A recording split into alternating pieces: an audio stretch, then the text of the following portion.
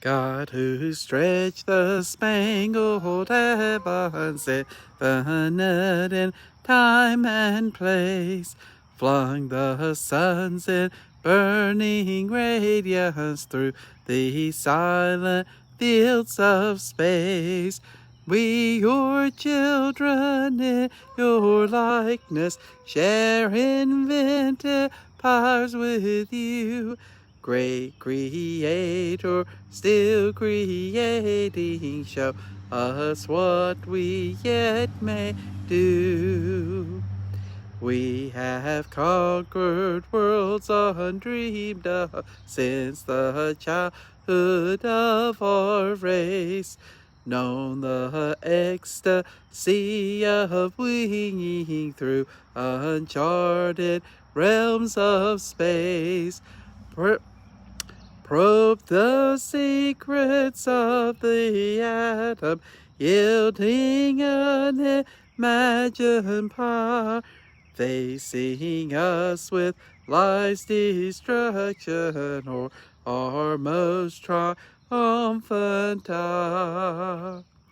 As each far horizon beckons, may it challenge us anew. Children of creative purpose, serving others, honoring you. May our dreams prove rich with promise, each endeavor well begun. Great Creator, give us guidance till our goals and yours are one. Till our goals and yours are one. Good morning. We are off to a lovely start today. You can see I'm back at my mother-in-law's, and you can see her garden is green and growing. And we are continuing our journey through the scriptures, and we've been learning about the kingdoms of Judah and Israel and the different kings and the succession of those kings. So we are picking up today in 1 Kings chapter 15, verse 16. And this is about 895 BC. And here's what the scripture says. There was constant war between King Asa of Judah and King Baasha of Israel. King Baasha of Israel invaded Judah and fortified Ramah in order to prevent anyone from entering or leaving King Asa's territory in Judah. Asa responded by taking all the silver and gold that was left in the treasuries of the Lord's temple and the royal palace. He sent it with some of his officials to Ben-Hadad, son of Tabrimon and grandson of Hezion, the king of Aram, who was ruling in Damascus, along with this message. Let us renew the treaty that existed between your father and my father. See, I am sending you a gift of silver and gold. Break your treaty with King Baash of Israel so that he will leave me alone. Ben-Hadad agreed to King Asa's request and sent his armies to attack Israel. They conquered the towns of Ijon, Dan, Abel-Beth-Maacah, and Al-Kinnereth, with all the land of Naphtali. As soon as Baash of Israel heard what was happening, he abandoned his project of fortifying Ramah and withdrew to Tirzah. Then King Asa sent an order throughout Judah, requiring that everyone, without exception, help to carry away the building stones and timbers that Baasha had been using to fortify Ramah. Asa used these materials to fortify the town of Geba in Benjamin and the town of Mizpah. And again in 2 Chronicles 16, beginning in verse 1. In the 36th year of Asa's reign, King Baasha of Israel invaded Judah and fortified Ramah in order to prevent anyone from entering or leaving King Asa's territory in Judah. Asa responded by taking the silver and gold from the treasuries of the Lord's temple and from the royal palace. He sent it to King Ben-Hadad of Aram, who was ruling in Damascus, along with this message. Let us renew the treaty that existed between your father and my father. See, I am sending you a gift of silver and gold. Break your treaty with King Baasha of Israel, so that he will leave me alone." Ben-Hadad agreed to King Asa's request and sent his armies to attack Israel. They conquered the towns of Ijon, Dan, Abel-Beth-Maacah, and all the store cities of Naphtali. As soon as Baasha of Israel heard what was happening, he abandoned his project of fortifying Ramah. Then King Asa called out all the men of Judah to carry away the building stones and timbers that Baasha had been using to fortify Ramah. Asa used these materials to fortify the towns of Geba and Mizpah. At that time Hanani, the seer, came to King Asa and told him, "Because you have put your trust in the king of Aram instead of in the Lord your God, you missed your chance to destroy the army of the king of Aram. Don't you remember what happened to the Ethiopians and Libyans and their vast army with all their chariots and horsemen? At that time you relied on the Lord, and he handed them all over to you. The eyes of the Lord search the whole earth in order to strengthen those whose hearts are fully committed to him. What a fool you have been! From now on you will be at war." Asa became so angry with Hanani for saying this that he threw him into prison. At that time, Asa also began to oppress some of his people. Summary of Baasha's reign, beginning in 1 Kings 16, verse 1. This message from the Lord was delivered to King Baasha by the prophet Jehu, son of Hanani. "I lifted you out of the dust to make you ruler of my people Israel. But you have followed the evil example of Jeroboam. You have aroused my anger by causing my people to sin. So now I will destroy you and your family, just as I destroyed the descendants of Jeroboam, son of Nebat. Those of your family who die in the city will be eaten by dogs, and those who die in the field will be eaten by vultures." The rest of the events in Baasha's reign and the extent of his power are recorded in the book of the history of the kings of Israel. When Baasha died, he was buried in Tirzah. Then his son Elah became the next king. This message from the Lord had been spoken against Baasha and his family through the prophet Jehu, son of Hanani. It was delivered because Baasha had done what was evil in the Lord's sight, arousing him to anger by his sins, just like the family of Jeroboam, and also because Baasha had destroyed the family of Jeroboam. Elah rules in Israel, beginning in 1 Kings 16, verse 8, and this would be about 886 BC. Elah, son of Baasha, began to rule over Israel from Tirzah in the 26th year of King Asa's reign in Judah. He reigned in Israel 2 years. Then Zimri, who commanded half of the royal chariots, made plans to kill him. One day in Tirzah, Elah was getting drunk at the home of Arza, the supervisor of the palace. Zimri walked in and struck him down and killed him. This happened in the 27th year of King Asa's reign in Judah. Then Zimri became the next king. Zimri immediately killed the entire royal family of Baasha, and he did not leave a single male child. He even destroyed distant relatives and friends. So Zimri destroyed the dynasty of Baasha, as the Lord had promised through the prophet Jehu. This happened because of the sins of Baasha and his son Elah, and because of all the sins they led Israel to commit, arousing the anger of the Lord, the God of Israel, with their idols. The rest of the events in Elah's reign and all his deeds are recorded in the book of the history of the kings of Israel. Zimri rules in Israel, beginning in 1 Kings 16, verse 15. This would be about 885 BC. Zimri began to rule over Israel from Tirzah in the 27th year of King Asa's reign in Judah. But he reigned only 7 days. When the army of Israel, which was then engaged in attacking the Philistine town of Gibbethon, heard that Zimri had assassinated the king, they chose Omri, commander of the army, as their new king. So Omri led the army of Israel away from Gibbethon to attack Tirzah, Israel's capital. When Zimri saw that the city had been taken, he went into the citadel of the king's house and burned it down over himself and died in the flames. For he too had done what was evil in the Lord's sight and followed the example of Jeroboam, continuing the sins of idolatry that Jeroboam had led Israel to commit. The rest of the events of Zimri's reign and his conspiracy are recorded in the book of the history of the kings of Israel. Omri rules in Israel, beginning in 1 Kings 16, verse 21. This would be about 885 BC. But now the people of Israel were divided into two groups. Half the people tried to make Tibni, son of Ginath, their king, while the other half supported Omri. But Omri's supporters defeated the supporters of Tibni, son of Ginath. So Tibni was killed, and Omri became the next king. Omri began to rule over Israel in the 31st year of King Asa's reign in Judah. He reigned 12 years in all, 6 of them in Tirzah.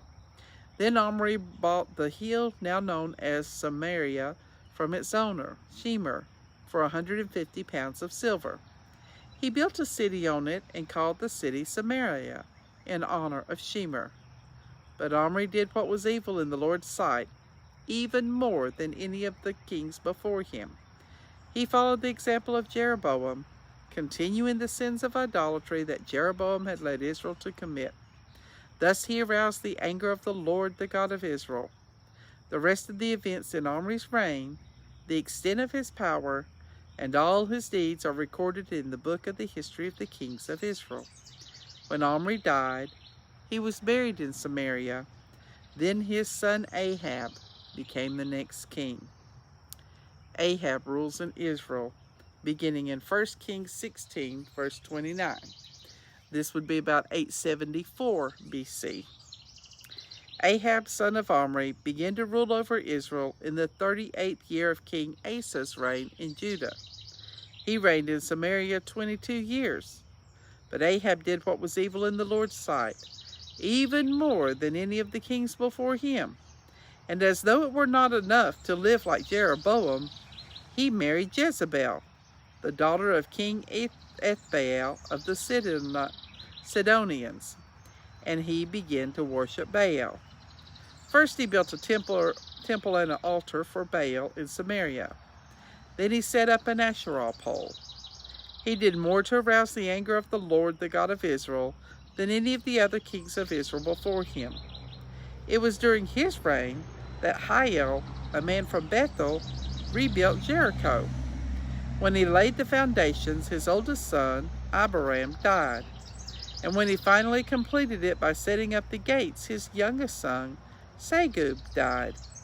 This all happened according to the message from the Lord concerning Jericho, spoken by Joshua, son of Nun. Summary of Asa's reign, beginning in 1 Kings 15, verse 23. This would be about 870 BC. The rest of the events in Asa's reign, the extent of his power, and the names of the cities he built are recorded in the book of the history of the kings of Judah. In his old age, his feet became diseased.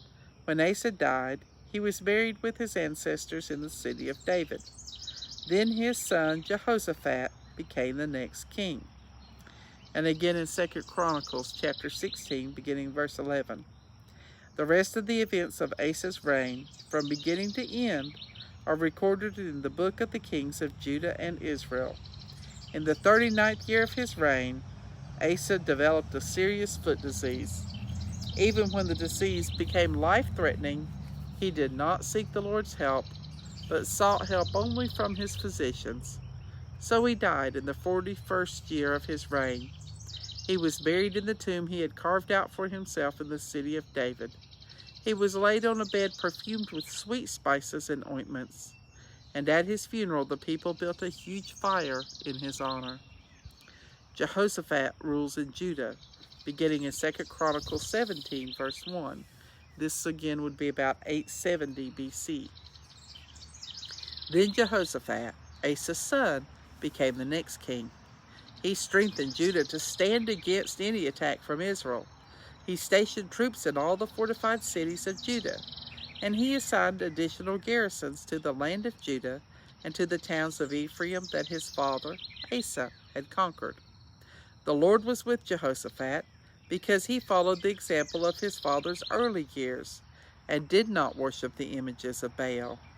He sought his father's God and obeyed his commands instead of following the practices of the kingdom of Israel. So the Lord established Jehoshaphat's control over the kingdom of Judah. All the people of Judah brought gifts to Jehoshaphat, so he became very wealthy and highly esteemed. He was committed to the ways of the Lord. He knocked down the pagan shrines and destroyed the Asherah poles. In the 3rd year of his reign, Jehoshaphat sent out officials to teach in all the towns of Judah. These officials included Ben-Hael, Obadiah, Zechariah, Nathanael, and Micaiah. He sent Levites along with them, including Shemaiah, Nathaniel, Zebediah, Asahel, Shemiramoth, Jehonathan, Adonijah, Tobiah, and Tob-Adonijah. He also sent out the priests, Elishama and Jehoram. They took copies of the book of the law of the Lord and traveled around through all the towns of Judah, teaching the people. Then the fear of the Lord fell over all the surrounding kingdoms, so that none of them declared war on Jehoshaphat. Some of the Philistines brought him gifts of silver as tribute, and the Arabs brought 7,700 rams and 7,700 male goats. So Jehoshaphat became more and more powerful and built fortresses and store cities throughout Judah. He stored numerous supplies in Judah's towns and stationed an army of seasoned troops at Jerusalem. His army was enrolled according to ancestral clans. From Judah, there were 300,000 troops organized in units of 1,000 under the command of Adnah. Next in command was Jehohanan, he who commanded 280,000 troops. Next was Amasiah, son of Zikri, who volunteered for the Lord's service with 200,000 troops under his command. From Benjamin, there were 200,000 troops equipped with bows and shields. They were under the command of Eliada, a veteran soldier. Next in command was Jehozabad, who commanded 180,000 armed men. These were the troops stationed in Jerusalem to serve the king. Besides those, Jehoshaphat stationed in the fortified cities throughout Judah. Elijah fed by ravens, beginning in 1 Kings 17, verse 1. Now Elijah, who was from Tishbe in Gilead, told King Ahab, "As surely as the Lord, the God of Israel, lives, the God whom I worship and serve, there will be no dew or rain during the next few years unless I give the word." Then the Lord said to Elijah, "Go to the east and hide by Cherith Brook at the place east of where it enters the Jordan River. Drink from the brook and eat what the ravens bring you, for I have commanded them to bring you food." So Elijah did as the Lord had told him, and camped beside Cherith Brook. The ravens brought him bread and meat each morning and evening, and he drank from the brook. But after a while the brook dried up, for there was no rainfall anywhere in the land. The word of God for the people of God. Thanks be to God. Whoops, that's not right. Sorry, having to do stuff one-handed.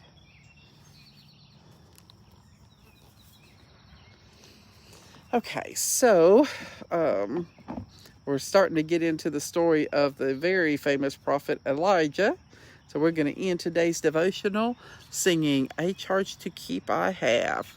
Hope you know this one. It's short, it's easy. Take a deep breath and sing along with me. A charge to keep I have, a God to glorify, a never dying soul to save and fitted for the sky, to serve the present age. My God calling to fulfill.